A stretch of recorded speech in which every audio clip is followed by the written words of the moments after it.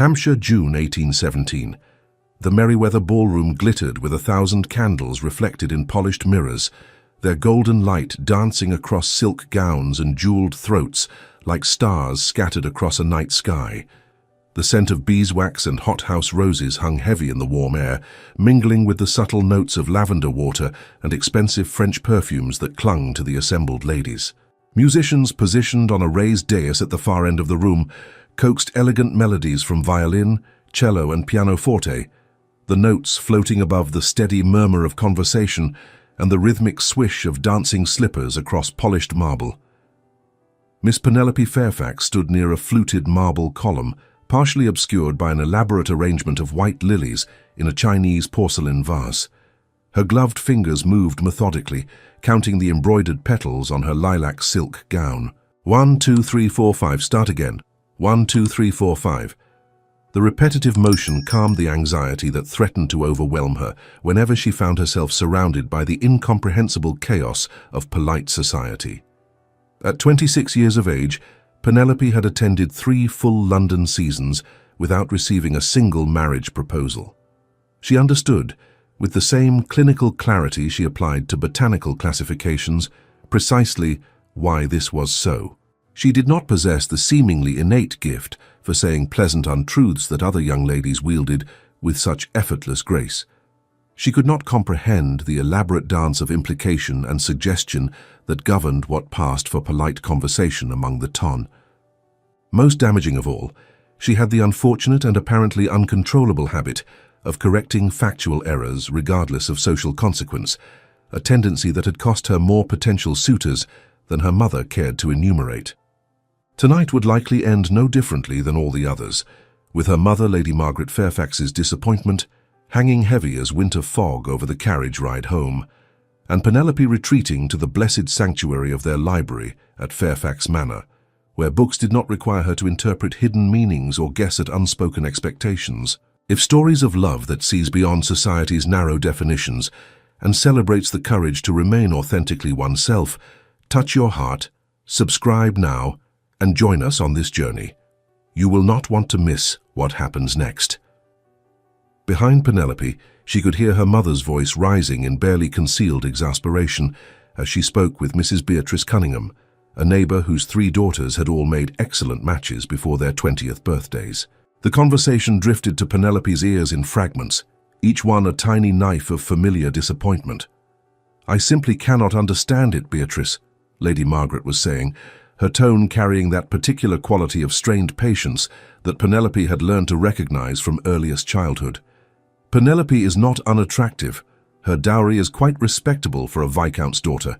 She plays the pianoforte adequately, and her watercolors have been praised by our drawing master. Yet season after season, nothing. Not a single gentleman shows sustained interest beyond an initial dance or two."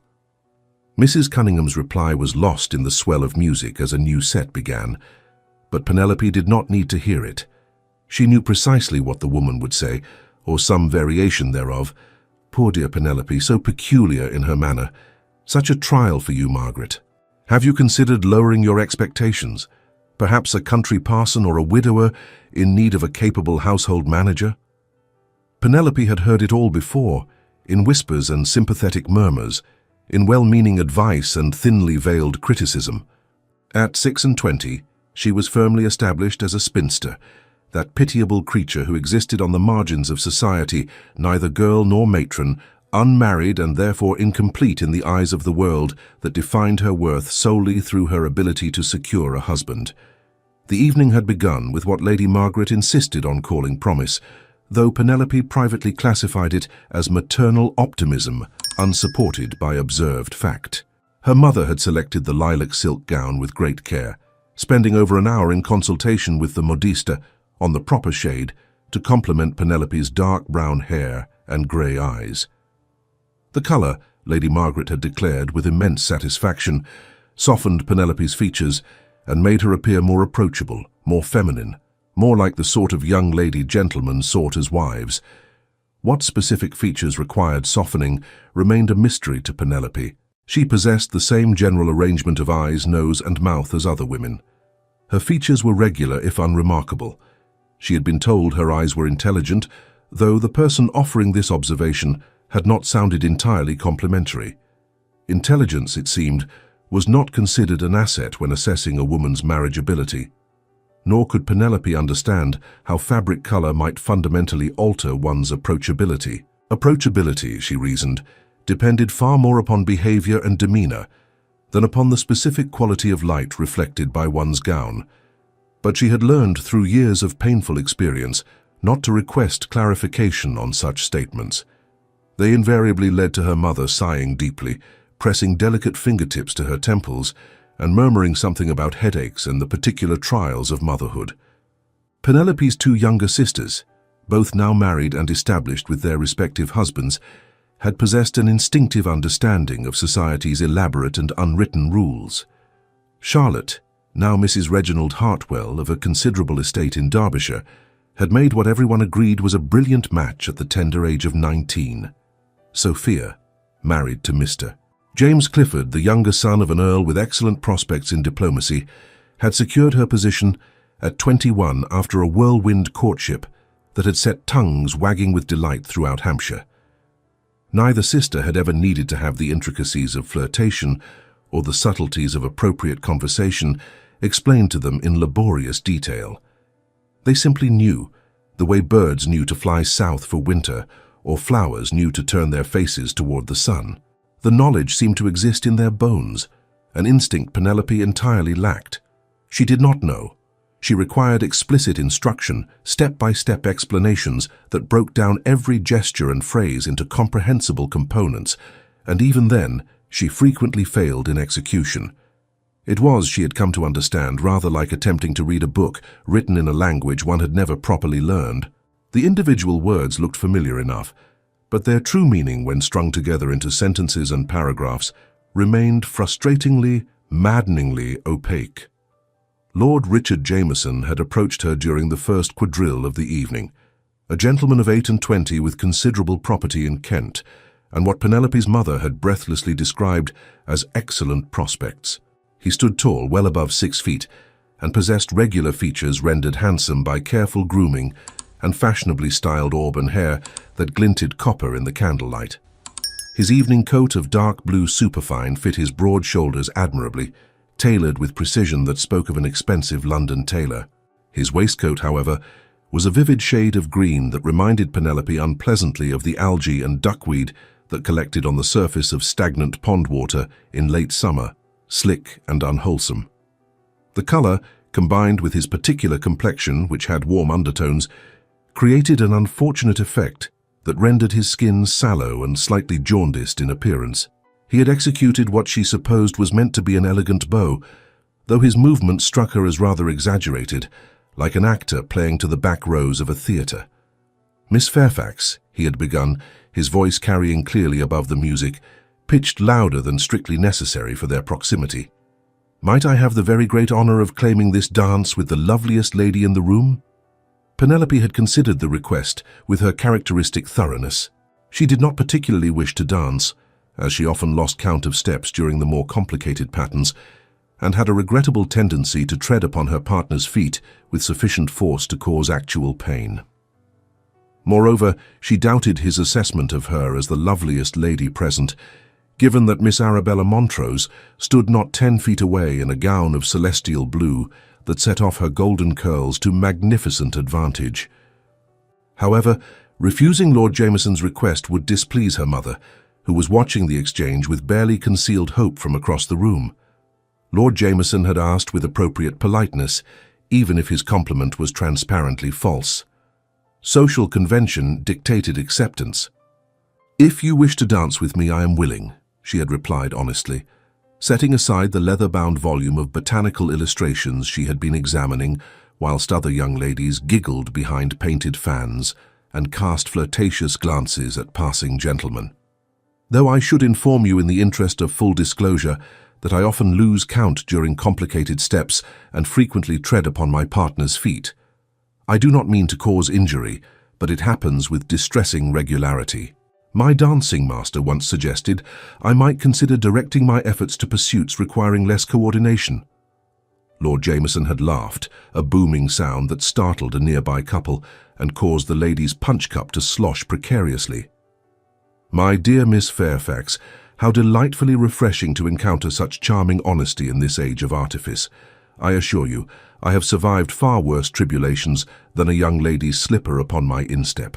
Why, at Almack's last season, Lady Caroline Winters nearly broke my toe, and she weighs considerably more than your delicate frame." Penelope had not been jesting about her poor dancing, but correcting his misapprehension seemed unnecessarily complicated and likely to create awkwardness. She had allowed him to lead her onto the floor, where couples were already arranging themselves for the quadrille. The dance had proceeded adequately for the first several minutes. Lord Jameson proved to be a competent, if unimaginative, dancer, his steps technically correct, but lacking the fluid grace that marked truly skilled performers. He had an unfortunate habit of humming along with the music, his voice slightly off-key in a manner that set Penelope's teeth on edge. She found this distracting but did not mention it, as her mother had specifically instructed her before the ball not to offer unsolicited criticisms during dances, no matter how constructive or well-intended. It was when they reached the promenade section of the dance, walking side by side whilst other couples performed their figures, that Lord Jameson made his fatal error. He asked, with what Penelope recognized as an attempt at flattery and polite conversation, whether she found the evening's entertainment to her liking. She had been taught, repeatedly and with increasing desperation, that such questions required polite, affirmative responses, regardless of one's actual opinion. "Oh yes, everything is lovely," would suffice, or perhaps, "Lady Merryweather has outdone herself." Even a simple, "How delightful," delivered with an appropriate smile, would serve. Unfortunately, the gap between what Penelope intellectually knew she should say and what actually emerged from her mouth often proved as unbridgeable as the English Channel.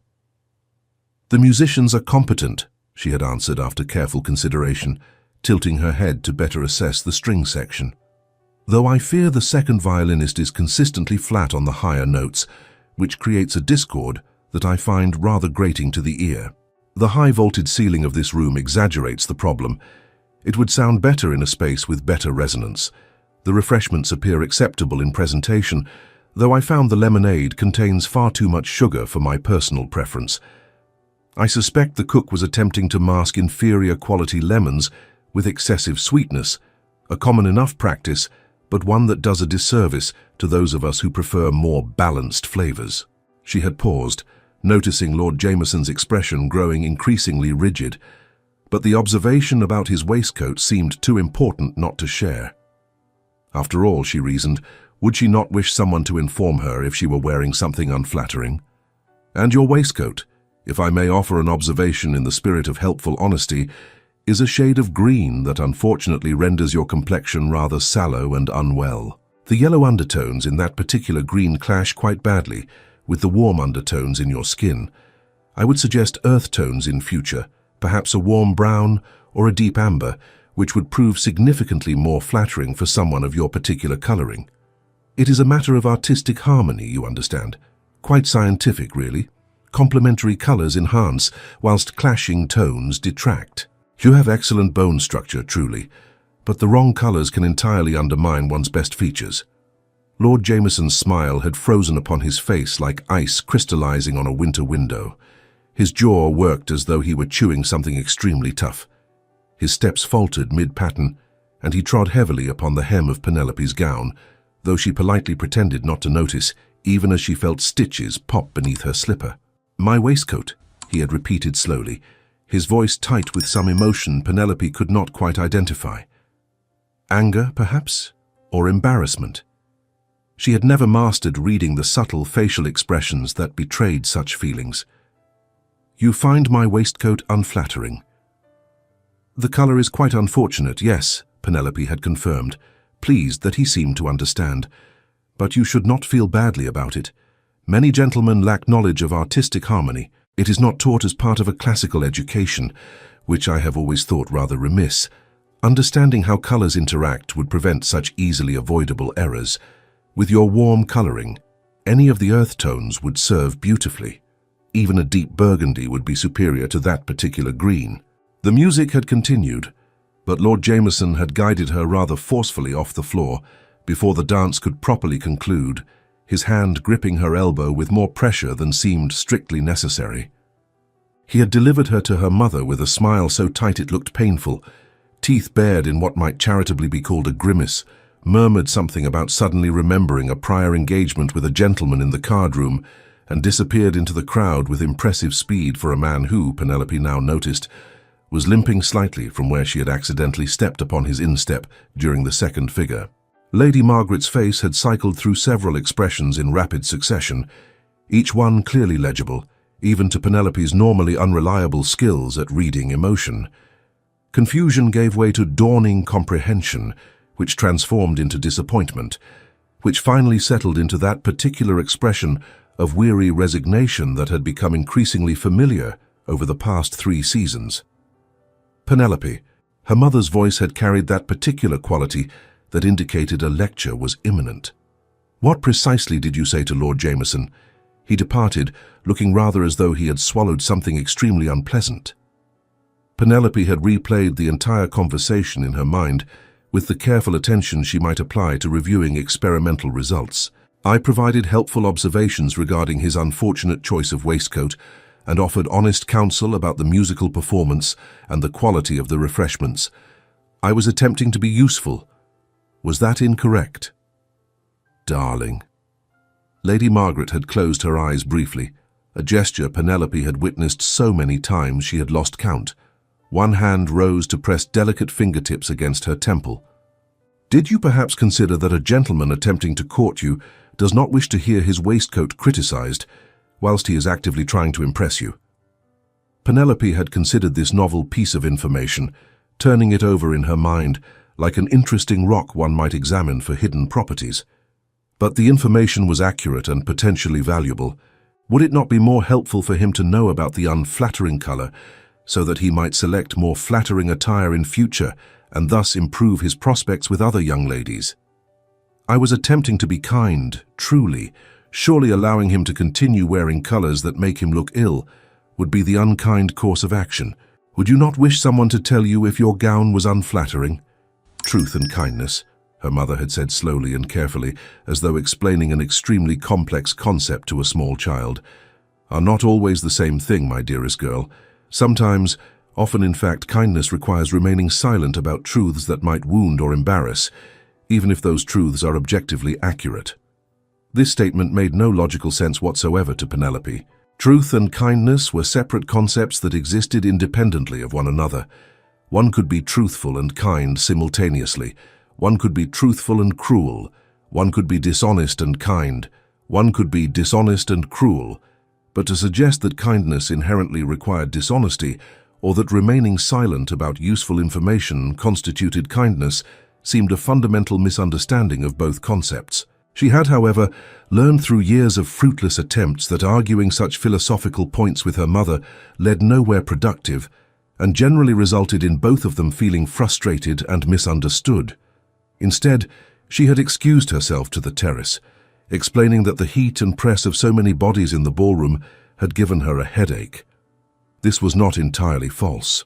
The sensory assault of too much noise layered upon too much light, layered upon too many conflicting perfumes and colognes, had indeed produced a dull, persistent ache behind her eyes that threatened to blossom into something truly painful if she did not retreat soon.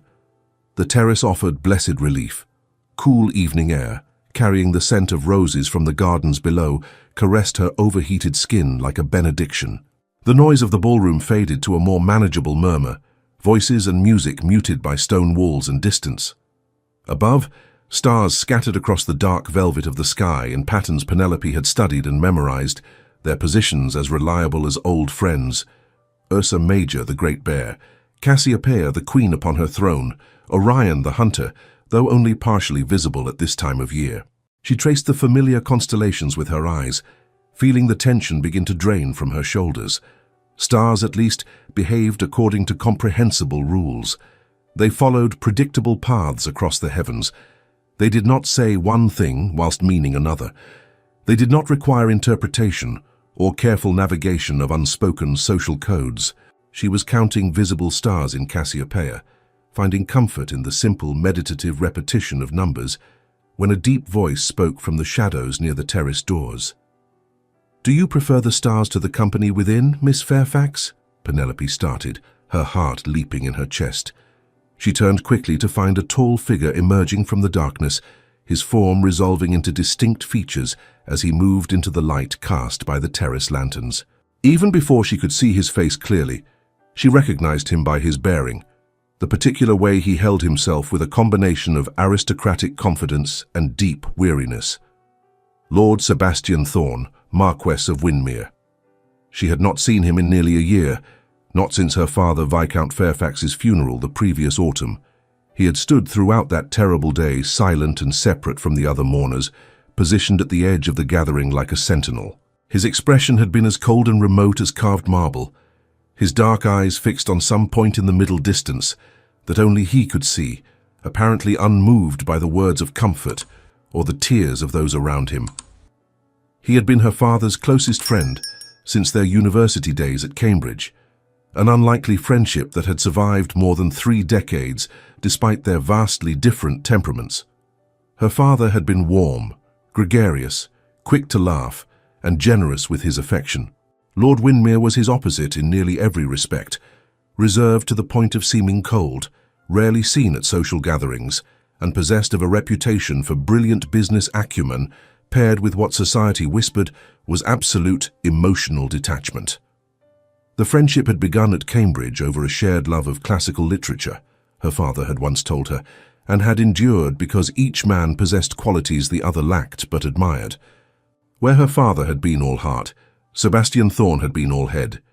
Together they had balanced one another, or so it had been, until Lady Helena Thorne had died in childbed 10 years prior, taking her infant son with her into death. After that tragedy, Sebastian had withdrawn from society almost entirely, maintaining only the bare minimum of social presence required by his title and business interests. "Stars do not require interpretation," Penelope answered honestly, too exhausted from the evening's disasters to attempt polite evasions or careful deflections. They simply exist in their designated positions. One need not wonder what a star truly means when it shines, or whether one has inadvertently offended it through some subtle social transgression of which one remains entirely ignorant. Lord Windermere moved closer, his footsteps nearly silent on the stone terrace. Penelope could see his face more clearly now in the golden light of the lanterns. He was 39 years old, she knew from her father's conversations, though his face suggested both younger and older than those years. Younger in the classical symmetry of his features, the strong, clean line of his jaw, the well-formed architecture of high cheekbones and a straight nose that spoke of excellent breeding. Older in the deep lines that bracketed his mouth, the permanent furrow carved between his dark brows, and the liberal threading of silver through hair that had once been pure black. He had been handsome once, she thought. He was still handsome now, in the way a winter landscape was handsome. Cold, remote, beautiful but entirely uninviting, all sharp edges and frozen surfaces that warned against approach. "A fair observation," he said quietly, his voice carrying the cultured tones of expensive education and good breeding. "Stars are admirably straightforward in their behavior. They follow predictable paths according to immutable natural laws.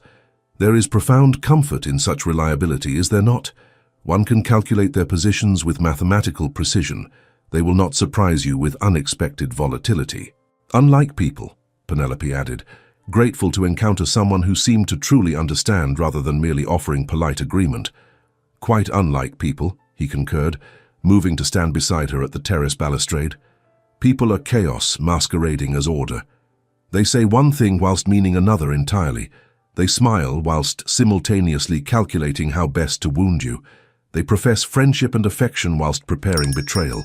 Stars, by contrast, are honest. Brutally, refreshingly honest. I confess I find your manner quite restful compared to the noise within."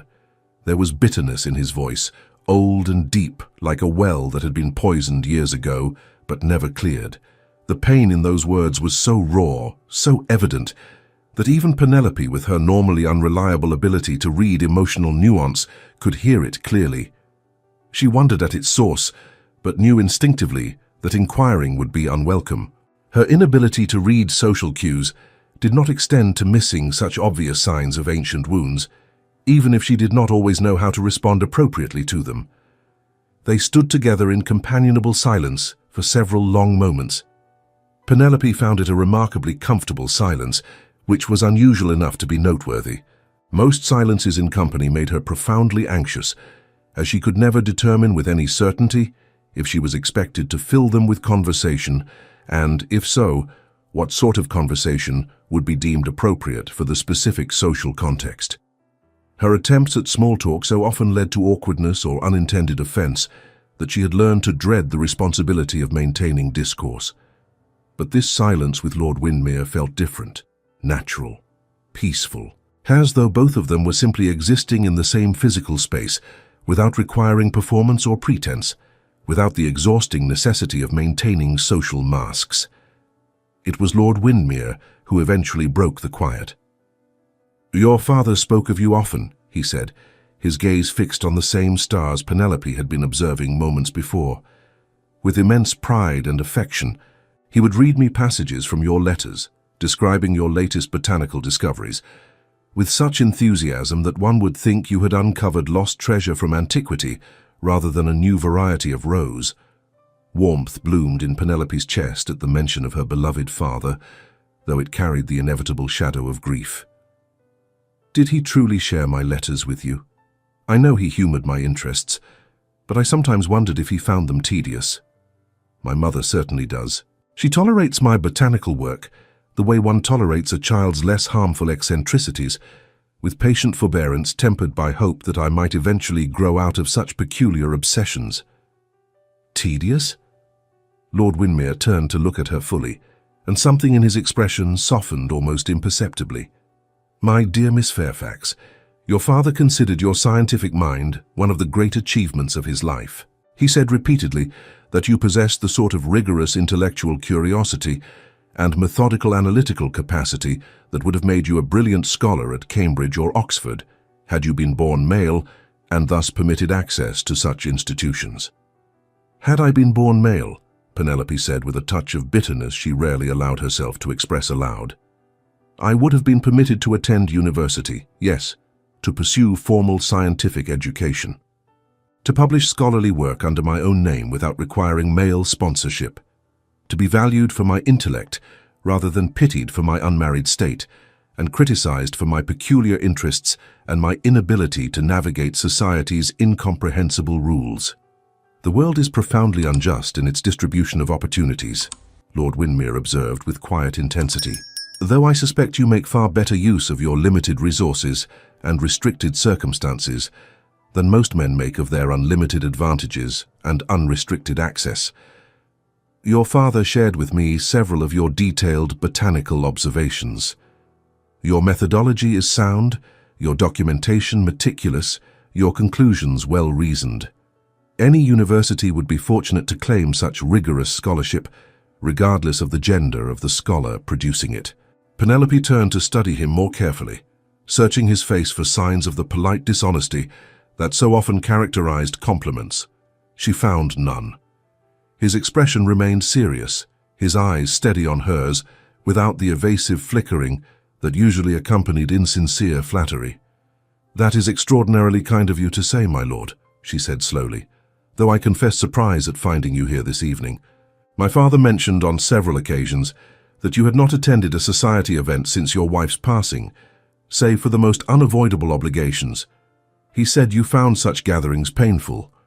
His expression shuttered immediately, features transforming into that cold marble mask she had witnessed at her father's funeral. The softness vanished as though it had never existed. "Your mother extended an invitation I could not politely refuse, given my long friendship with your father and the debt of affection I owe his memory. It seemed the behavior expected of a gentleman to make an appearance, to pay my respects to his widow and daughters. Duty demanded I attend. But you would rather be elsewhere." "I would rather be almost anywhere," he admitted with surprising candor, his voice flat. "I attend perhaps 3 or 4 such events per year, solely to maintain the barest minimum of social presence required of my title and position. I find no pleasure in them whatsoever. They are obligation, nothing more." Nor do I find pleasure in such gatherings, Penelope confessed, though I suspect my reasons differ from yours. Perhaps not so different as you might think, Miss Fairfax.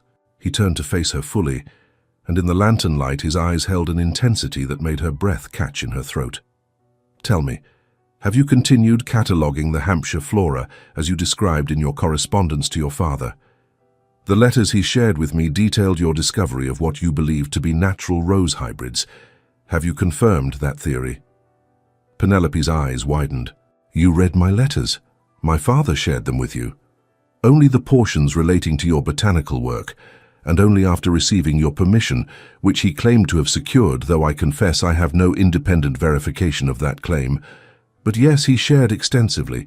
He was inordinately proud of your systematic approach and your discovery of those hybrid roses. He said it demonstrated original thinking of the highest caliber. Enthusiasm overcame Penelope's usual reticence, as it invariably did when someone showed genuine interest in her work. Words tumbled out in a rush. I have now identified 47 distinct species in our gardens and the surrounding parkland at Fairfax Manor, including 3 varieties of rosa that do not appear in any published botanical text I have consulted, and I have access to my father's quite extensive library on the subject. I believe they may indeed be natural hybrids, the result of cross-pollination between cultivated garden roses and wild varieties that grow along our property boundaries, where the formal gardens transition to woodland. She paused to draw breath, then continued with growing excitement. I have been observing them systematically through 2 complete growing seasons now, documenting bloom times with precision, analyzing petal structure and count, recording qualities of scent at different times of day and under varying weather conditions, and monitoring their resistance to common rose diseases, such as black spot and powdery mildew. The data strongly supports the theory of crossbreeding. They exhibit characteristics of both parent species in predictable patterns consistent with the principles of hereditary traits, though the specific mechanisms remain a subject of much debate among naturalists. Most people's eyes glazed over when Penelope discussed her botanical work with any degree of technical specificity. Her sisters had learned to nod politely, whilst clearly thinking of other matters entirely, their attention wandering within moments.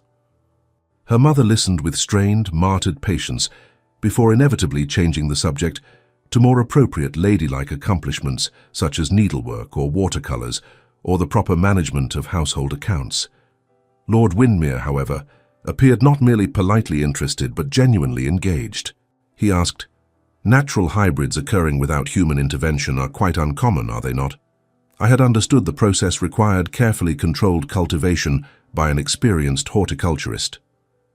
They are exceptionally uncommon, yes, though not impossible given the right circumstances, Penelope explained, grateful for his genuine curiosity. The conditions must be remarkably precise for successful hybridization to occur spontaneously in nature without human guidance. First, the parent plants must bloom simultaneously, which requires compatible genetic timing and similar responses to environmental triggers such as temperature and day length. Second, appropriate pollinators, typically bees or other nectar-feeding insects, must transfer pollen from the stamens of one plant to the pistil of another, with sufficient efficiency and in sufficient quantity to ensure fertilization. She warmed to her subject, her hands moving expressively as she spoke.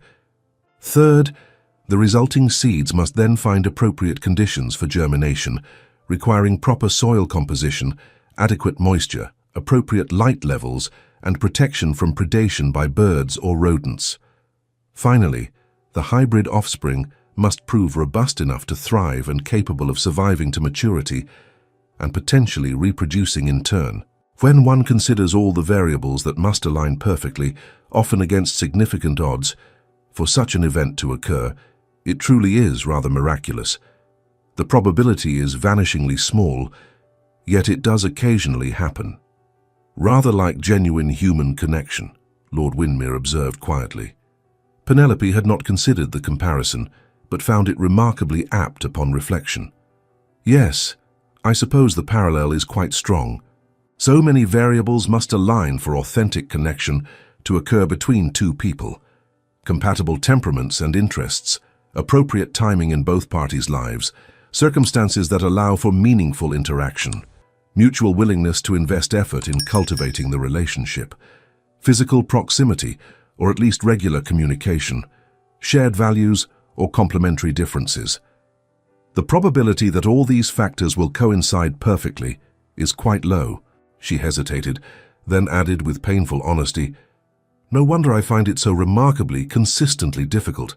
I seem to lack whatever instinct allows other people to navigate the process successfully." "You find connection difficult?" His tone held genuine curiosity rather than judgment, which was itself unusual enough to be noteworthy. "Do you not?" She tilted her head, studying him with the same careful, analytical attention she might apply to an interesting botanical specimen presenting unusual characteristics. "My father told me you have not attended a society event in years, save for the most unavoidable obligations tied to your title. You maintain the absolute minimum of social presence. You live alone at Windmere Park, with only your staff of servants, seeing almost no one, accepting almost no invitations. That pattern of behavior suggests you find human connection either profoundly difficult or deeply distasteful, or quite possibly both." "Your observational skills are formidable, Miss Fairfax," he said, and there might have been approval in his voice. "You have not actually answered the question." A ghost of a smile touched his lips, there and gone so quickly she might have imagined it. "I find most human connection shallow and performative, yes. People wear elaborate masks and play carefully rehearsed roles. They say what society expects rather than what truth demands. They value appearance over substance, reputation over character, social advantage over genuine affection. I confess I have extremely little patience for such elaborate theatre. Then why engage in it at all, even minimally? Because complete isolation invites excessive speculation and gossip that can materially damage one's business interests and impair one's ability to manage one's estates effectively," he replied with pragmatic honesty.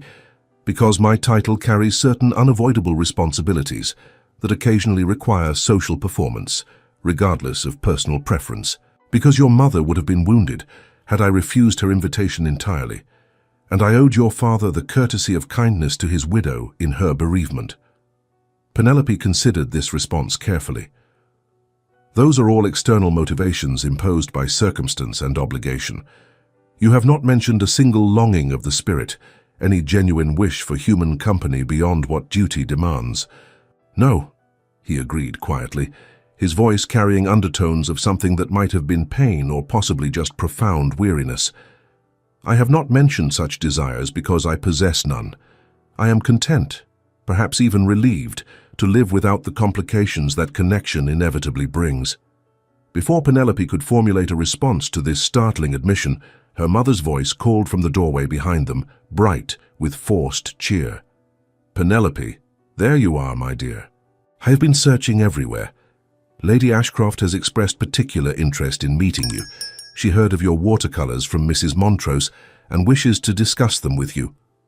Penelope recognized a maternal maneuver when she encountered one. Lady Ashcroft had 3 unmarried sons ranging from 25 to 32 years of age, all of whom her mother had doubtless researched thoroughly.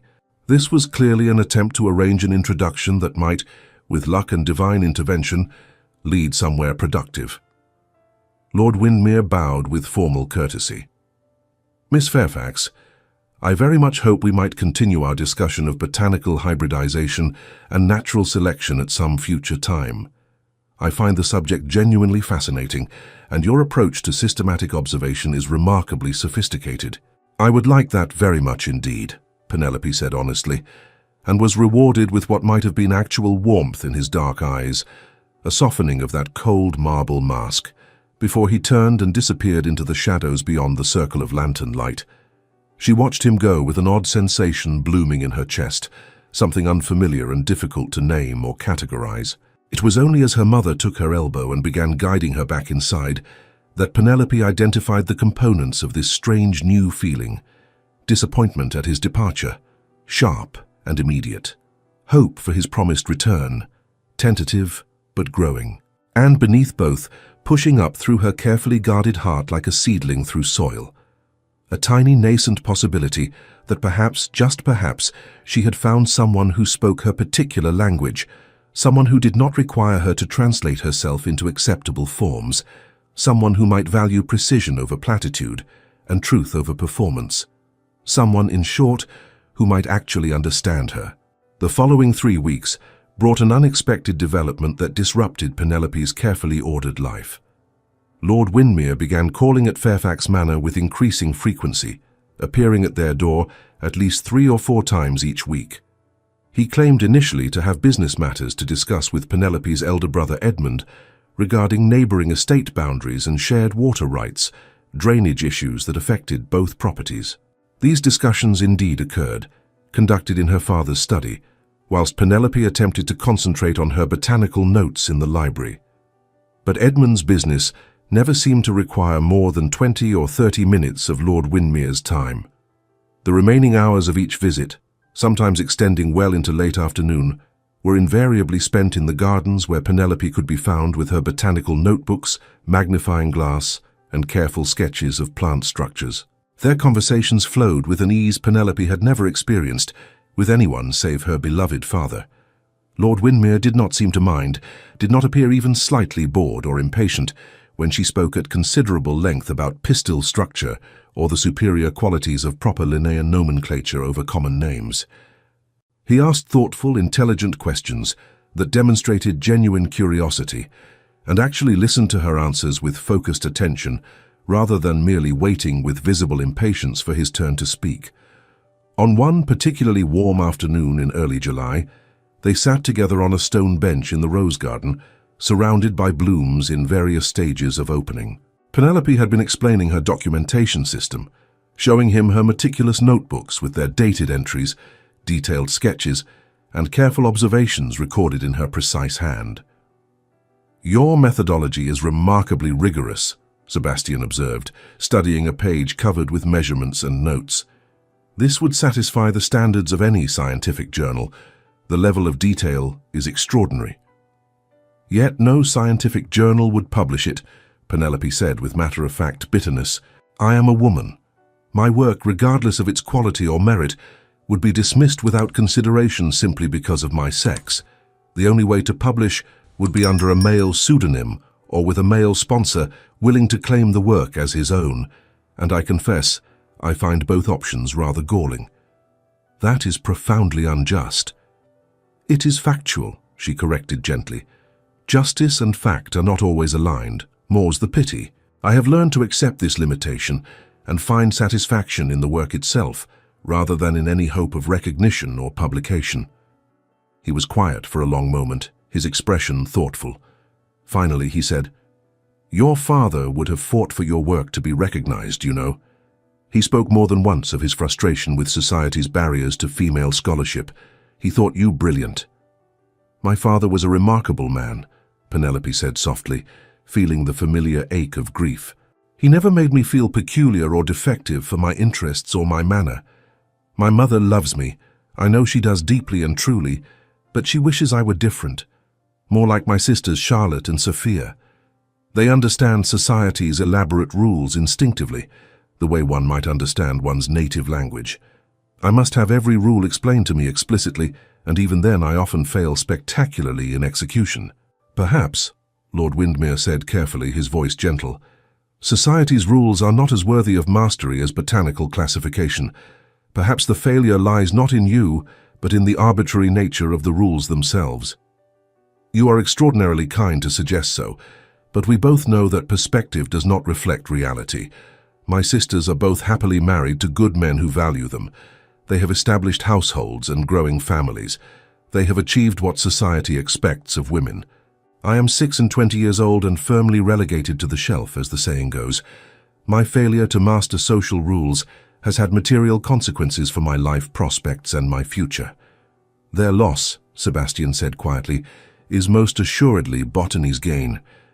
And possibly," he added with the faintest ghost of a smile, "my gain as well. Had you married some country squire at 19, I would be deprived of these conversations, which I confess I have come to value more than I can adequately express." Penelope felt warmth spreading through her chest, a sensation she could not quite name, but which felt significant. She found herself looking forward to Lord Windermere's visits with an anticipation that seemed to exist somewhere deeper than mere intellectual appreciation. When she woke in the morning, her first thought was often whether he might call that day. When she worked in the garden, she found herself listening for his distinctive footsteps on the gravel path. This preoccupation troubled her. She did not have a framework for understanding these feelings, no previous experience to provide context or interpretation. It was during one such visit in mid-July, as they sat in her father's library discussing the merits of the Linnaean classification system, that Penelope's world shifted on its axis in a way she had not anticipated and could not have prevented. She had been searching for a particular volume on upper shelves, a rare French text on rose cultivation that her father had acquired years ago. Standing on the small rolling ladder that her father had commissioned specifically for reaching high shelves, she stretched upward, her fingers just brushing the spine of the desired book. It was then that she heard voices in the corridor outside. The library door stood slightly ajar, and sound traveled with unfortunate clarity through the opening. She recognized the first voice immediately as belonging to Mr. Horace Blackwell, their nearest neighbor and her father's longtime friend.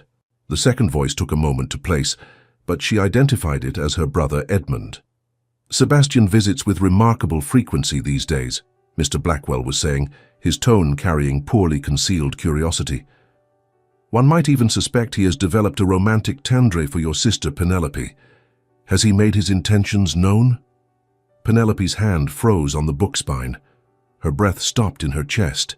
She knew with absolute certainty, born of bitter experience, that she should make her presence known immediately, should cough or shift position to alert them that their conversation was not private.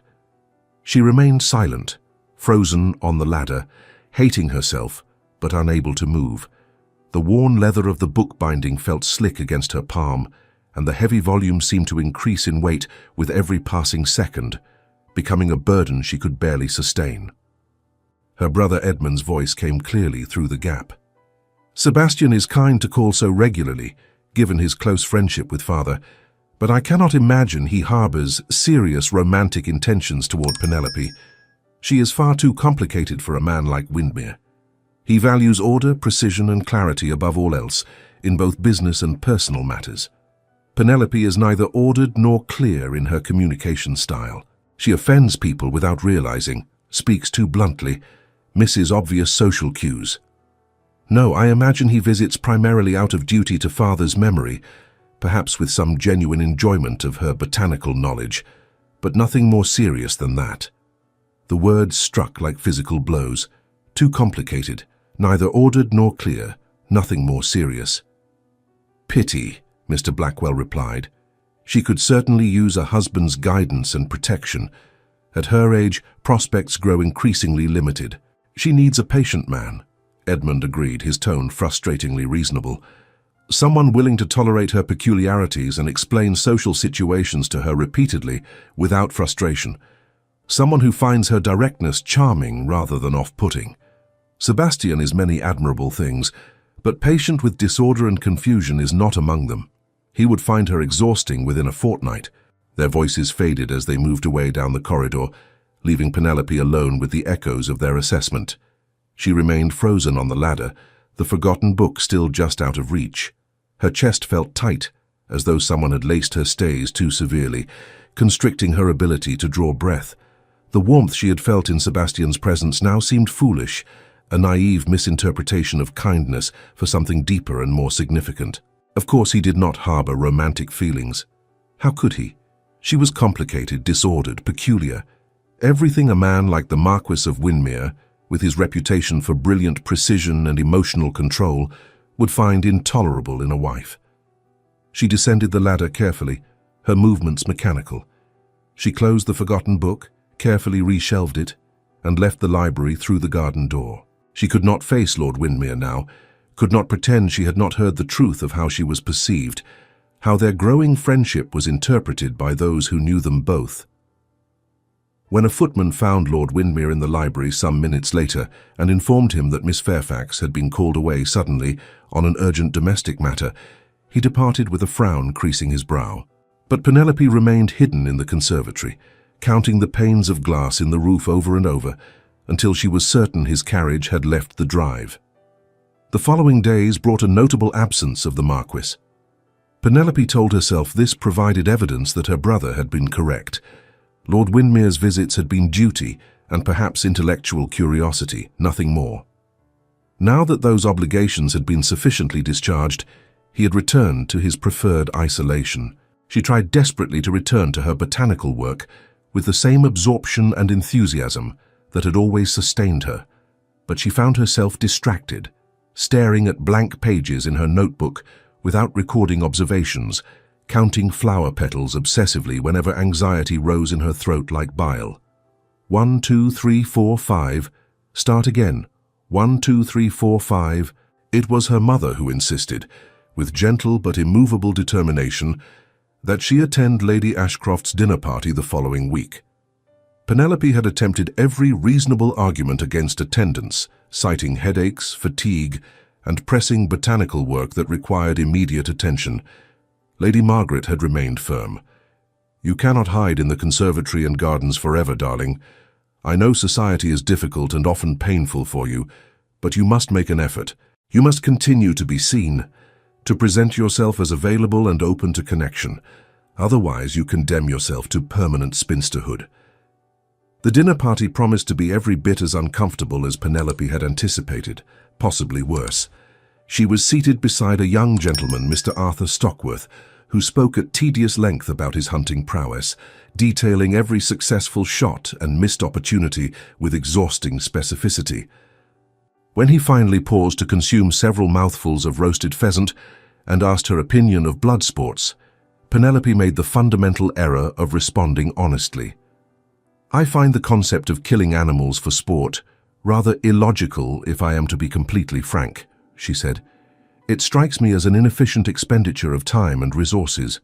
Expending vast energy, horses and hounds, to chase down a single creature seems a disproportionate effort for the result achieved. Surely if one requires sustenance, a single skilled marksman is the logical solution. The pageantry of the hunt seems to me a misuse of human intelligence, turning a simple necessity into an elaborate and wasteful performance." Mr. Stockworth's face flushed an unbecoming shade of crimson that clashed badly with his ginger hair.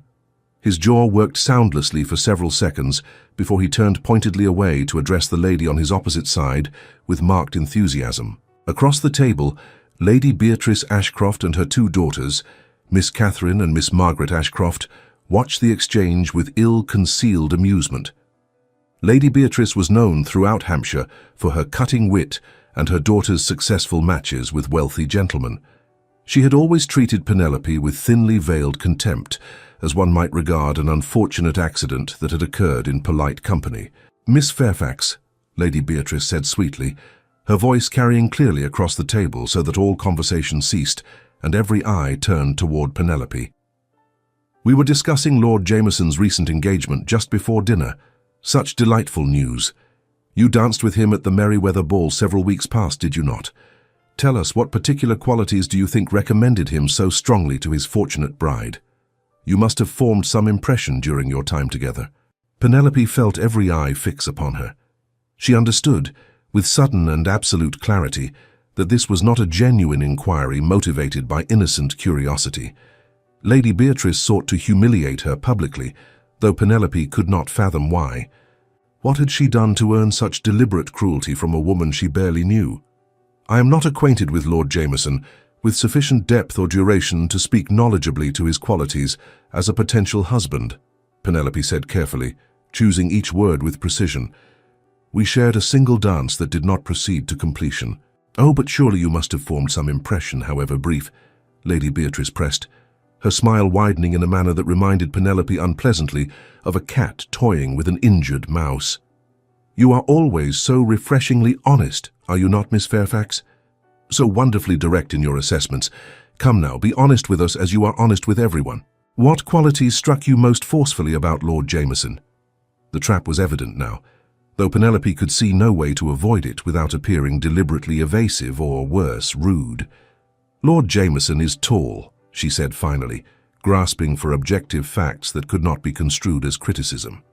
He stands well above 6 feet, and he speaks quite loudly with considerable volume that ensures he is heard even in crowded rooms. And he walks with a rapid gait, covering ground quickly and efficiently.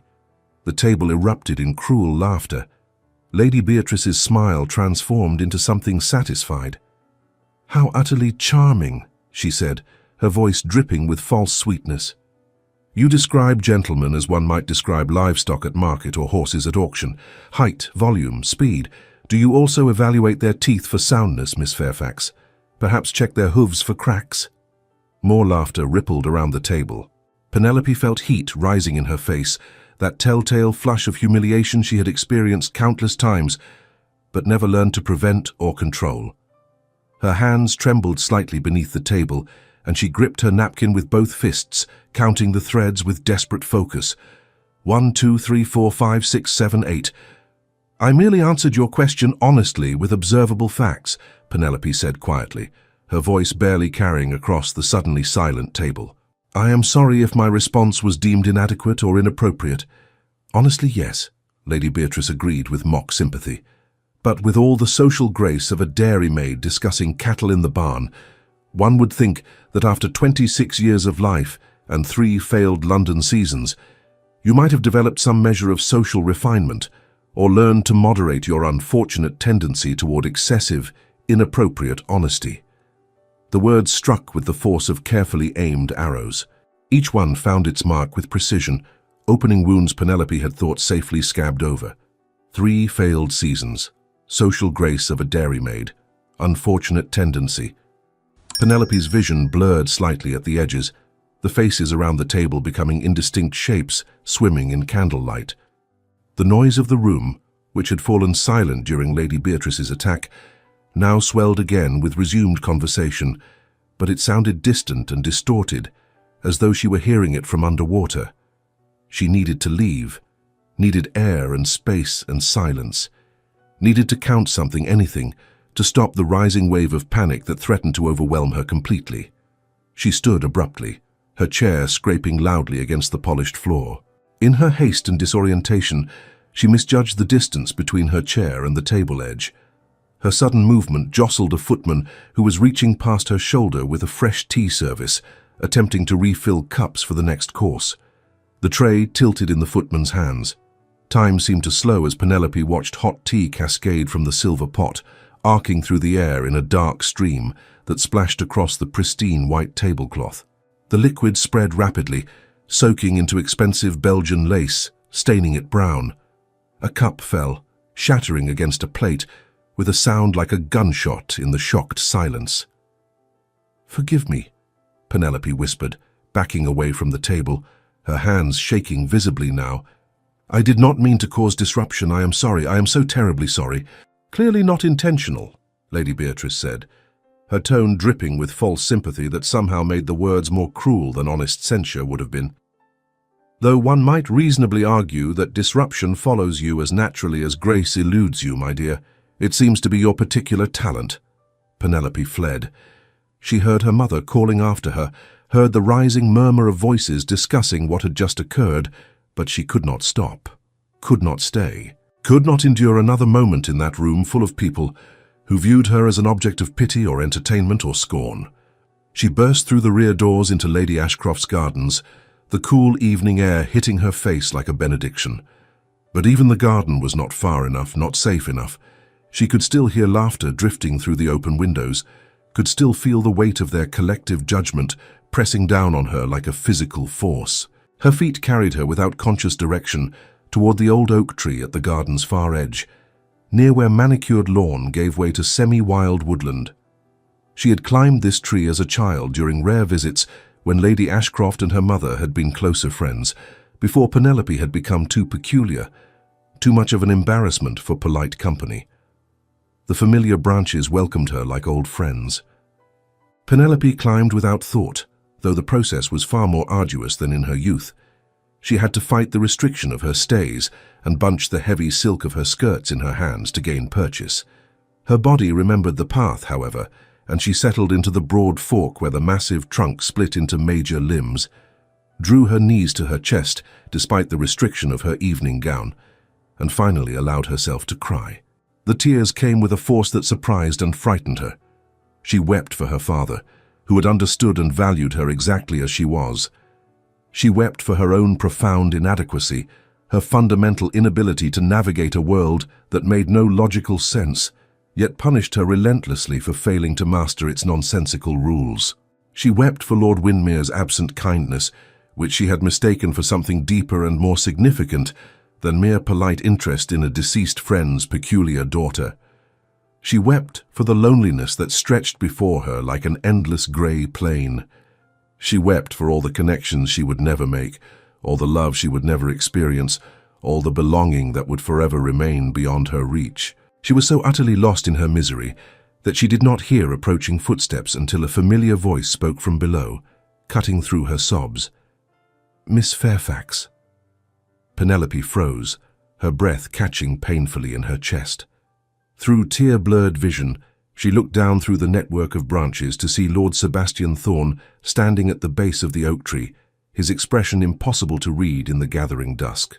"Please go away," she managed, hating how thick and choked her voice sounded, how completely she had lost control of her composure.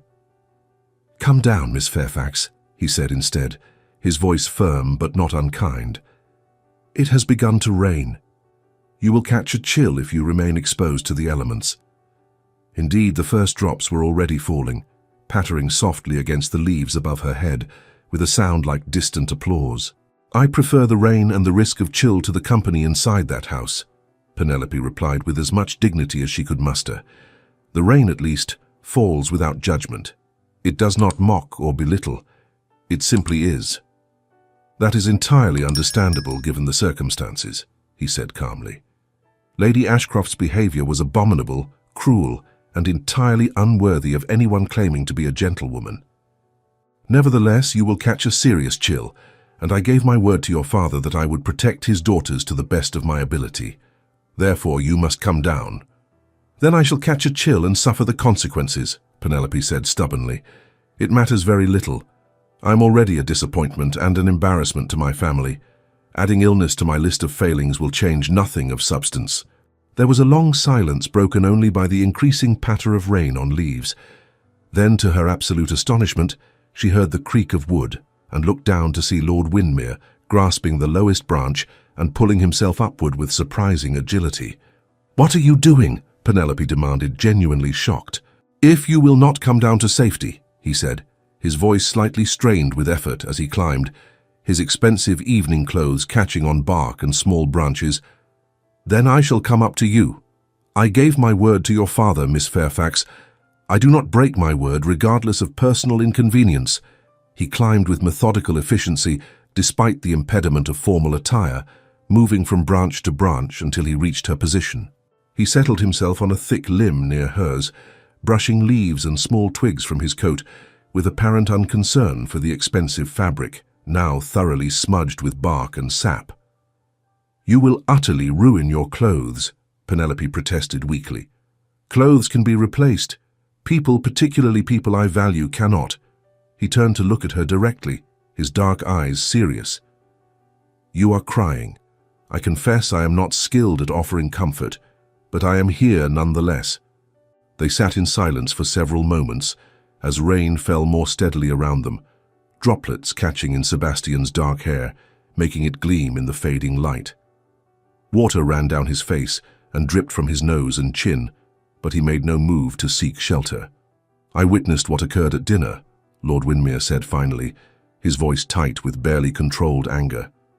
"I arrived late, hoping to pay my respects to Lady Ashcroft, and discovered you were in attendance. I was standing in the corridor when Lady Ashcroft began her calculated attack. Her behavior was unconscionable, designed specifically to humiliate you before an audience." "She spoke truth," Penelope replied dully, her voice flat with defeat. "I do lack social grace. I describe people like livestock. I cannot navigate the simplest social situation without causing offense or disruption. Every word she said was objectively accurate, even if the manner of delivery was unkind." "She spoke cruelty disguised as truth," Sebastian corrected firmly. You are honest in a world built upon carefully maintained falsehoods. You speak directly in a society that values obfuscation and implication. In a world of substance rather than appearance, your honesty would be valued as the rare and precious commodity it is. In this world, which values performance over authenticity, honesty is perceived as threat by those whose position depends upon maintaining comfortable lies. That is a generous interpretation, but it changes nothing. Honesty has cost me every marriage prospect I might have had. Honesty has rendered me unmarriageable. At 26, I am firmly established on the shelf, as society so delicately phrases it. I am a disappointment to my mother, an embarrassment to my family, and a figure of pity or mockery to everyone who encounters me. Society, Lord Windermere said with quiet but unmistakable intensity, is composed primarily of fools and charlatans who value appearance over substance, who mistake conformity for virtue, and who cannot recognize genuine worth when confronted with it directly. Their judgment means nothing, less than nothing. Yet those fools and charlatans determine my future. Or rather, they determine that I have no future beyond permanent spinsterhood and eventual dependence upon my brother's charity. He was quiet for a long moment, rain soaking through both their clothes now, plastering fabric against skin. When he spoke again, his voice carried an edge of something raw and painful. I heard what you said. What you believe you heard. Penelope went very still. I beg your pardon. Last week, in the corridor outside your father's library, your brother and Mr. Blackwell discussing my visits to Fairfax Manor, discussing my supposed lack of romantic intentions toward you. You overheard their conversation. How did you know? The question emerged as barely a whisper. Because you have avoided me completely since that day. Because when my carriage arrived at Fairfax Manor, you disappeared. Because the ease and comfort that had been developing between us vanished as though it had never existed. I am not skilled at reading subtle emotional cues, Miss Fairfax, but even I could deduce the cause of such an abrupt change. Penelope closed her eyes against the sting of rain and tears. My brother spoke truth. I am too complicated for someone like you, disordered and unclear, exhausting. I would drive you to distraction within a fortnight. Your brother spoke, Lord Windermere said slowly and carefully, and I heard his words that day as I stood frozen in the hallway, listening as he catalogued what he perceived as your inadequacies and my incompatibilities. But you, Miss Fairfax, fundamentally misunderstand the nature of my silence in response. You did not contradict him. No, I did not, but not because I agreed with his assessment. I said nothing because speaking, because defending you and declaring my true feelings in that moment to your brother and his companion would have required me to admit what I have been desperately attempting to deny for weeks, that I have fallen in love with you. Penelope's eyes flew open. Her breath stopped. Surely she had misheard. Surely the rain and her own misery had distorted his words into something they were not. You cannot possibly mean that, she whispered. I assure you, I mean every word with absolute precision and complete honesty, Sebastian said, his voice steady despite the tremor Penelope could see in his hands where they gripped the branch. You, with your brilliant mind and your complete inability to tolerate falsehood, have awakened something in me I believed dead and permanently buried with my wife and son 10 years ago. He shifted closer on his branch, and Penelope could see his face clearly now despite the rain and gathering darkness. His eyes held an intensity that made her chest ache. I have not felt warmth in a decade, Miss Fairfax. I have not laughed or experienced joy or looked forward to tomorrow with anything resembling hope or anticipation. I have existed rather than lived, managing my estates and business interests with mechanical efficiency whilst feeling absolutely nothing beneath the surface. And then you stood on the Merryweather Terrace and told me that stars do not require interpretation, and something long frozen in my heart began, slowly and painfully, to thaw. But I am everything unsuitable, Penelope protested, even as hope began to bloom treacherously in her chest. Complicated, disordered, peculiar, unable to navigate even basic social situations without causing disaster. You are everything essential, Sebastian corrected gently. You are order imposed upon chaos through systematic observation and rigorous methodology. You are clarity cutting through a fog of deliberate obfuscation and polite lies. You are truth in a world that drowns in falsehood. You are peculiar only in the way all genuine things are peculiar, in a world that values fakery and performance above authenticity. And I am a fool who nearly let his own cowardice and fear of vulnerability deprive him of the most extraordinary woman he has ever known. Penelope felt new tears mingling with rain on her face, but these tears carried a different quality entirely. "I have never felt warmth when seeing another person approach," she said softly. "I have never anticipated anyone's arrival with genuine eagerness. I have never felt comfortable in silence with anyone save my father. Until you. I thought something was profoundly wrong with me, that I was misinterpreting simple kindness for something deeper and more significant, setting myself up for inevitable disappointment and humiliation." "Nothing is wrong with you," Sebastian said with absolute conviction. "Nothing has ever been wrong with you. The world is wrong, with its insistence that you conform to arbitrary rules that serve no purpose except to make small minds feel superior by punishing those who cannot or will not perform the expected charade. The world is wrong to value empty flattery over honest observation, appearance over substance, conformity over authenticity." He shifted even closer now, reaching out to brush a strand of wet hair from her face with infinite gentleness. His touch was careful, reverent, and Penelope found herself leaning into it instinctively. "I should ask your permission," Sebastian murmured, his face now inches from hers. "For what?" Penelope's voice emerged as barely a whisper. "To kiss you. Here in this tree in the rain, thoroughly improper and utterly perfect." "Yes," Penelope breathed. "Please, yes." His lips met hers softly at first, questioning and careful, and then with growing certainty and intensity as she responded without hesitation or artifice. The kiss tasted of rain and hope, and something Penelope finally recognized as belonging, as having found the one place in all the world where she was exactly right as she was. When they finally drew apart, both breathing heavily, Sebastian rested his forehead against hers, their breath mingling in the cool evening air. "Will you marry me, Miss Penelope Fairfax?" he asked quietly. "Will you spend your life with a reformed coward who promises to see you exactly as you are, to value you precisely for the qualities that others denigrate, to love you not despite your so-called peculiarities, but because of them, because they make you uniquely yourself and therefore uniquely precious?"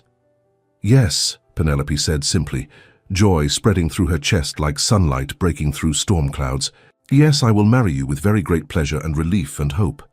They climbed down from the oak together, thoroughly soaked and entirely unconcerned about appearances or propriety, or what anyone might think. Sebastian kept her hand clasped firmly in his as they walked back toward Lady Ashcroft's house, where Penelope's mother stood on the terrace, her expression transforming from concern to astonishment to barely contained delight as she took in their joined hands and sodden clothing and matching smiles. "Sebastian?" Lady Margaret said faintly, one hand rising to her throat. "Penelope, what on earth has transpired?"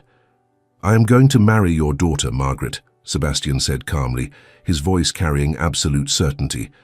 "With your permission and blessing, of course, though I confess I shall marry her regardless of anyone's opinion on the matter. I have wasted 10 years of my life in self-imposed emotional exile. I do not intend to waste another moment." Lady Margaret looked between them, noted their clasped hands and matching expressions of joy and determination, and did something Penelope had rarely witnessed in recent years. She laughed with pure, unrestrained delight. "Then you have my blessing and my profound gratitude, Sebastian. You have my enthusiastic permission and my heartfelt approval." She paused, then added with a mother's practical concern, "Edmund will be surprised when he learns of this development." "Edmund," Sebastian said with quiet steel beneath the polite words, "will learn to keep his uninformed opinions to himself regarding matters he does not understand. And should he prove slow to learn that lesson, I shall be delighted to educate him at length regarding the many ways in which he has underestimated and undervalued his own sister." They departed Lady Ashcroft's dinner party shortly thereafter, leaving behind a buzz of shocked speculation and gossip that would fuel conversation throughout Hampshire for weeks to come. Lady Beatrice Ashcroft was notably silent on the matter, though her daughters were heard to remark with considerable bitterness that peculiar, graceless Miss Fairfax had somehow secured the hand of the most eligible bachelor in 3 counties. The irony, Penelope thought, as she sat beside Sebastian in his carriage for the short journey back to Fairfax Manor, was that she had not secured him at all. Rather, they had found each other, 2 people who spoke the same uncommon language of precision and honesty in a world that valued neither. The courtship that followed their dramatic engagement was unlike any Penelope might have imagined had she ever allowed herself to imagine such things.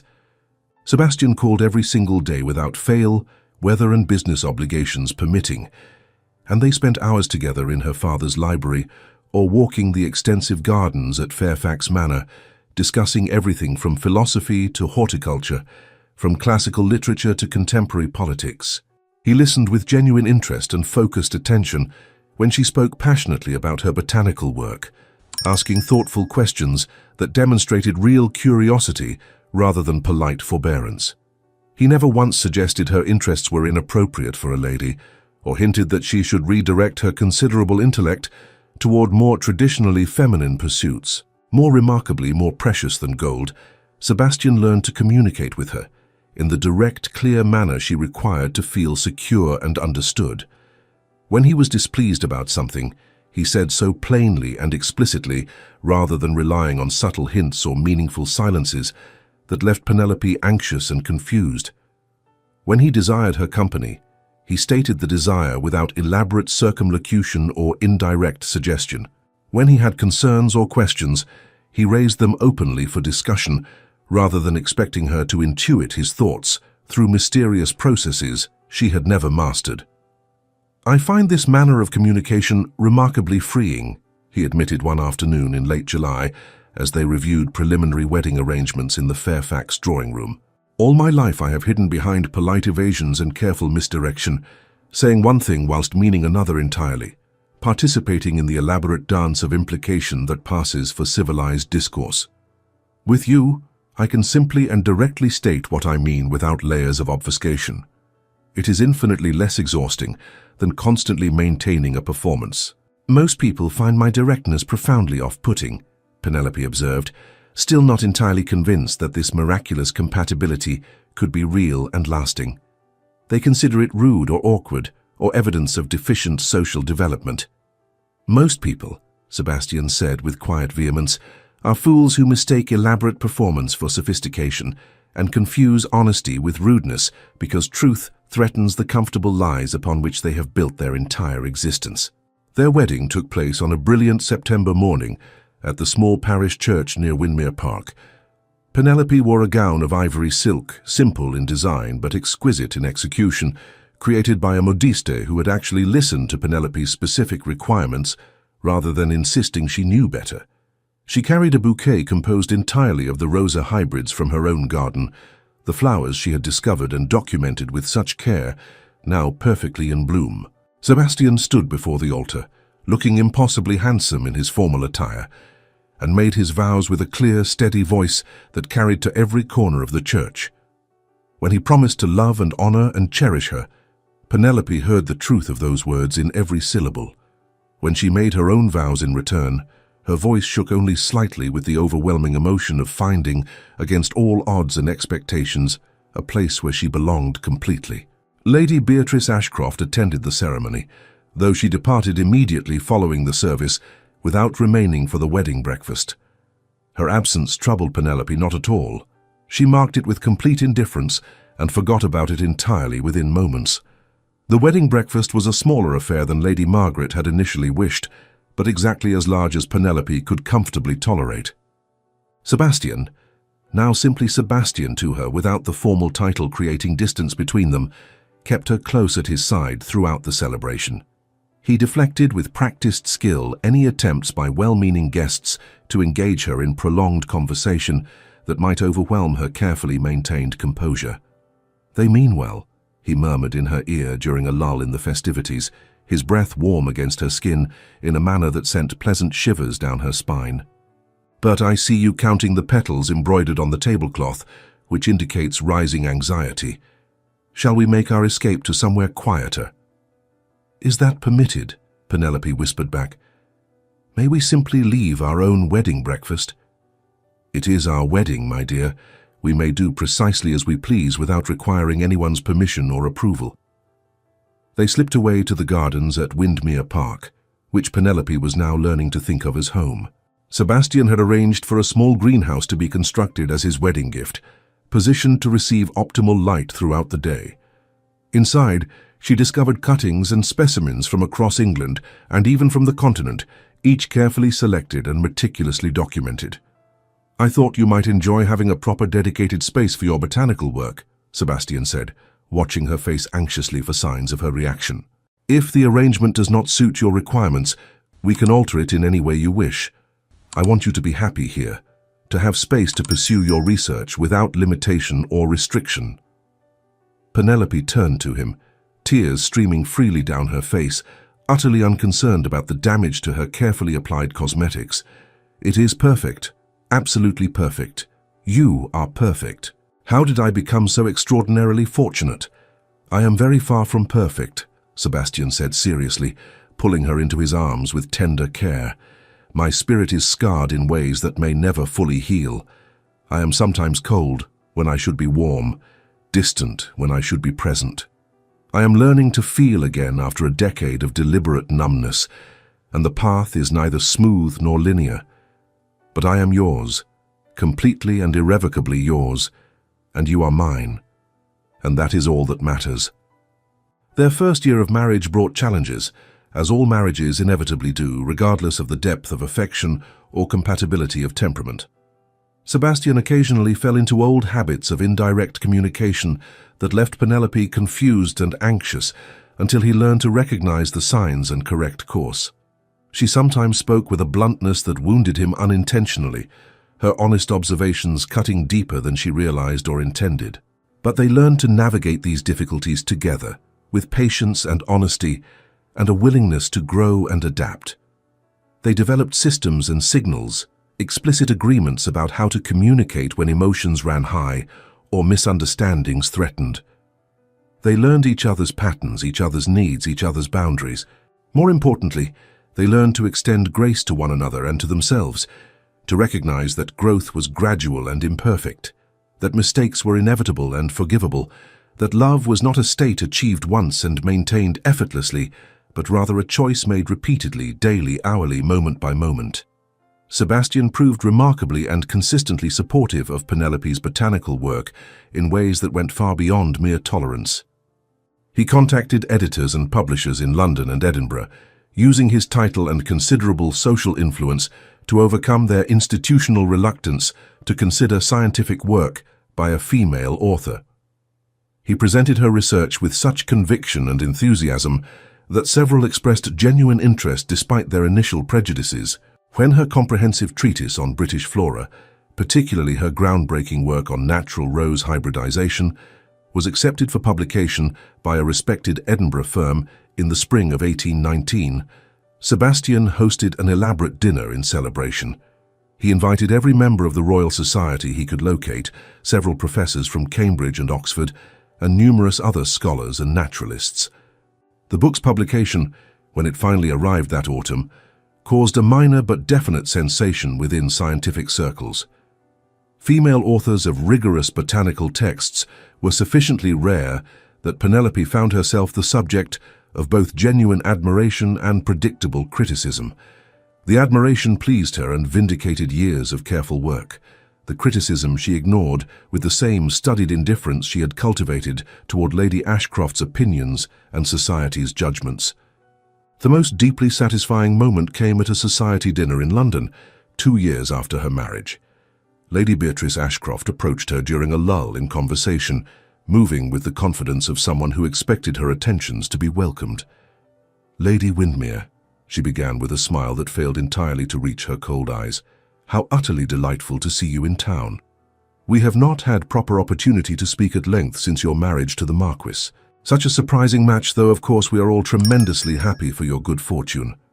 Penelope studied the older woman with the same clinical detachment she might apply to an interesting but ultimately insignificant botanical specimen.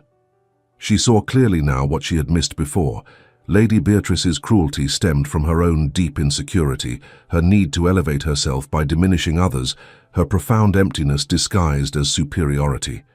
And Penelope found she felt not anger but pity. Pity for a woman so small and brittle that she could only feel large by making others feel tiny. "Lady Ashcroft," Penelope said clearly and calmly, her voice carrying just far enough to be heard by those nearest. "I fear I must respectfully decline the pleasure of extended conversation. I have discovered in recent years that I prefer not to socialize with individuals who habitually mistake deliberate cruelty for clever wit, who derive satisfaction from humiliating others in public forums, who measure their own worth by their success in diminishing those around them. I do hope you enjoy your evening." She turned away with perfect composure, leaving Lady Ashcroft standing open-mouthed in shocked silence, and walked directly to where Sebastian stood, conversing with several members of Parliament about recent agricultural reforms. He saw her approach and immediately extended his hand, which she took with gratitude and relief. "Is everything well, my dear?" he asked quietly, his dark eyes searching her face with concern. "Everything is absolutely perfect," Penelope assured him with complete honesty. He raised her hand to his lips and kissed it with deliberate tenderness, a gesture of public affection that would have horrified and overwhelmed her 2 years prior, but now filled her with quiet pride and deep contentment. The story of Lord Richard Jameson provided its own form of elegant, poetic justice. The gentleman who had fled from Penelope's honest observations about his unfortunate waistcoat had made a series of spectacularly reckless speculations in the years following their brief acquaintance. By 1820, he faced imminent financial ruin, his estates heavily mortgaged, and his creditors growing increasingly insistent.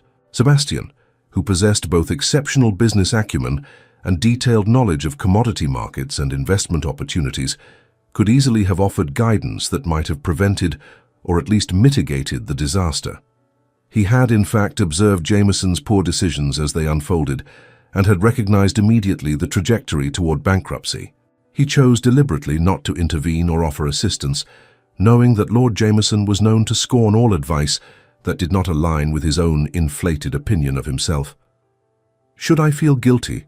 Sebastian asked Penelope one evening as they reviewed the latest news of Jameson's financial collapse in the London papers. "I possessed knowledge that might have helped him avoid this outcome, yet I remained silent." "Did he ask for your assistance or guidance?" Penelope inquired reasonably. "No, he did not." "Then you owe him nothing whatsoever," Penelope said with firm conviction, "particularly given that he treated you quite shamefully when you were merely offering helpful fashion advice that might have improved his prospects. One might argue that his current difficulties stem from a consistent pattern of poor judgment, of which refusing your excellent artistic harmony guidance was merely one early example." Sebastian laughed, a sound that still delighted Penelope with its increasing frequency and warmth. "Your logic is impeccable as always, my dear. I shall sleep soundly tonight with a clear conscience." The greatest joy, the most profound blessing, came in the autumn of 1820 when Penelope discovered she was with child.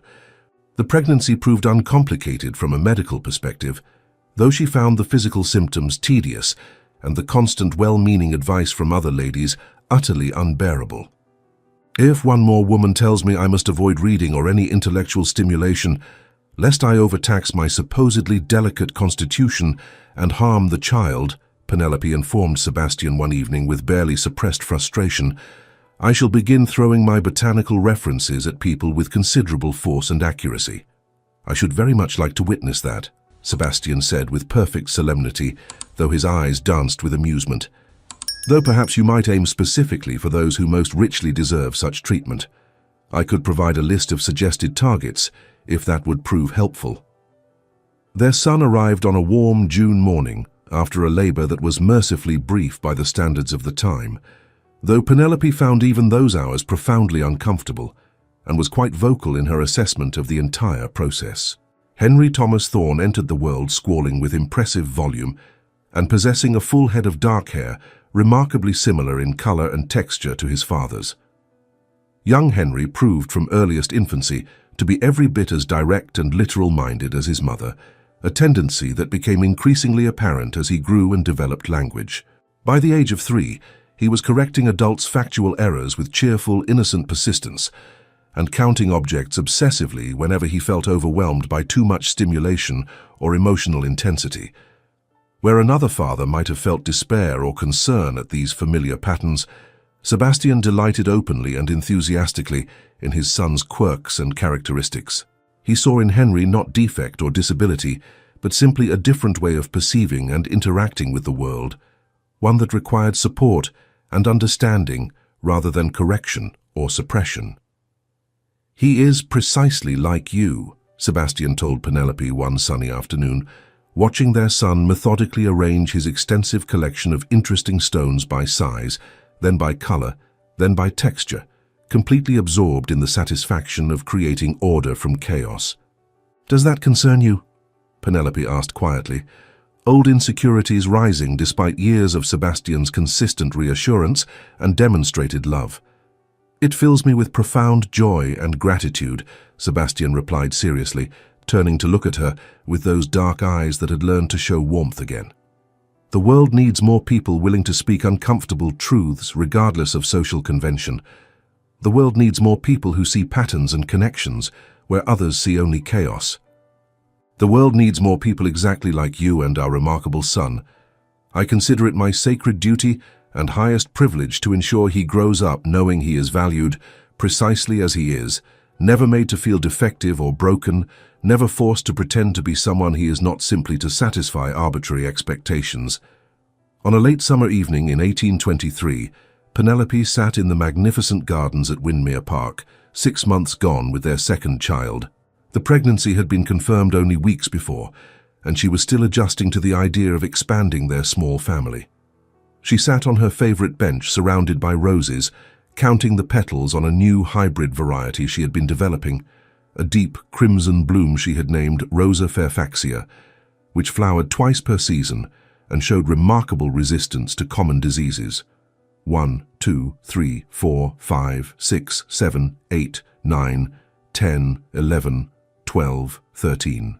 Sebastian found her there, as he so often did during these quiet evening hours, when the day's heat had faded and the garden filled with honeyed light and gentle shadow.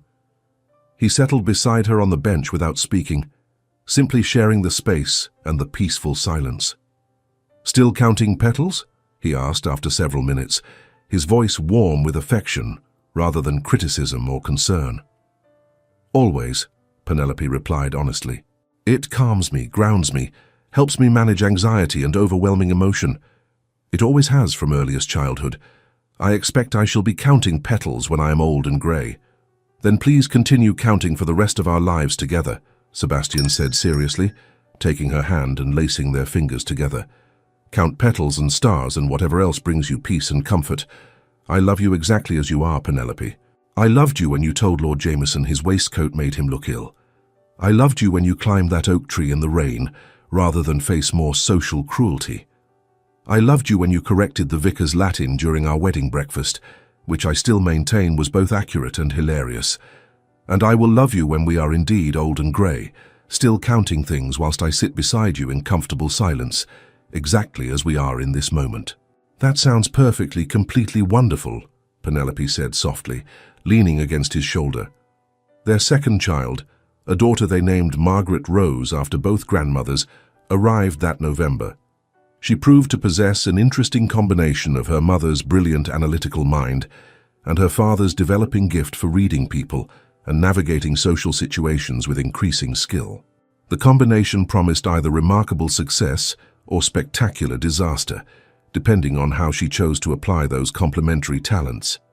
Sebastian declared himself entirely unconcerned either way, confident that any child of theirs would find their proper path regardless of society's narrow expectations. Years later, when Henry brought home his first scientific paper at the age of 12, a meticulously researched and documented defense of a controversial theory that directly contradicted his tutor's teaching, Sebastian read it with tears streaming openly down his face. "What troubles you, my love?" Penelope asked, concerned by this unusual display of emotion. "Nothing troubles me in the slightest," Sebastian said, his voice thick with feeling. "I am simply overwhelmed with gratitude." Grateful that I found the courage to climb that tree in the rain all those years ago. Grateful that I refused to let my fear and my history prevent me from loving you. Grateful beyond measure for the extraordinary life we have built together, full of honest words and genuine feeling, and children who refuse to accept falsehood simply because it is deemed polite or socially appropriate to do so. I am grateful too, Penelope said, moving to embrace him. For all of it, even for Lady Ashcroft's calculated cruelty, in a strange way because it led directly to the oak tree, and the oak tree led to everything else that matters. 2 oak trees, then, Sebastian said, raising an imaginary glass in solemn toast, and to the remarkable, extraordinary woman who climbed one and changed my entire world. As for Lady Beatrice Ashcroft, she faded gradually into relative obscurity over the following years. Her daughters made adequate but unremarkable matches with respectable gentlemen of modest means, whilst the peculiar, graceless Miss Fairfax, who had once been the primary object of her mockery, became Lady Windermere, published author of scientific texts, devoted wife and mother, and respected botanist whose work was cited in academic journals across England and the continent. The message, as Penelope herself might have stated with her characteristic directness and precision, was elegantly simple and profoundly true. Minds that perceive the world differently are not defects requiring correction, but rather differences worthy of celebration and support. Proud men who learn gentleness and emotional availability possess rare and valuable wisdom born of genuine growth. Society's cruelest members deserve neither attention nor emotional energy, as they are fundamentally small people attempting to feel large by diminishing those around them. And sometimes the very best revenge is not revenge at all, but rather the choice to live gloriously and unapologetically as one's authentic self, whilst critics wither gradually into well-deserved irrelevance, forgotten and unmissed. In the carefully tended gardens at Windermere Park, where 3 full generations of Rosa hybrids now bloomed in magnificent profusion of colour and form, creating a living testament to years of patient observation and systematic documentation, Penelope Thorne sat counting petals whilst her husband read passages aloud from her latest manuscript, and their children argued amiably but intensely about the finer points of Linnaean nomenclature versus more modern classification systems. She had found her place in the world at last, not by changing herself to fit its arbitrary and often senseless expectations, but by refusing absolutely to change at all, by insisting with quiet but immovable stubbornness upon remaining authentically and completely herself. And in that refusal, in that principled insistence upon authenticity over performance, upon truth over comfortable falsehood, upon substance over empty appearance, she had discovered something far more valuable and lasting than mere social acceptance or conventional success. She had discovered genuine love that saw and valued her completely. She had discovered honest companionship built on mutual respect and shared values. She had discovered the profound and lasting peace of being truly seen and deeply cherished exactly as she was, without requirement for pretense or performance or apology. She had discovered home. Thank you so much for staying with us until the very end of this tale of unexpected love and hard-won acceptance. If this story of remaining courageously true to oneself and finding love that celebrates rather than merely tolerates our authentic selves has touched your heart, please like, subscribe, and share it with someone who needs to hear this message. Your support helps us continue creating stories of love, courage, resilience, and the quiet triumph of refusing to be anyone other than exactly who we are meant to be.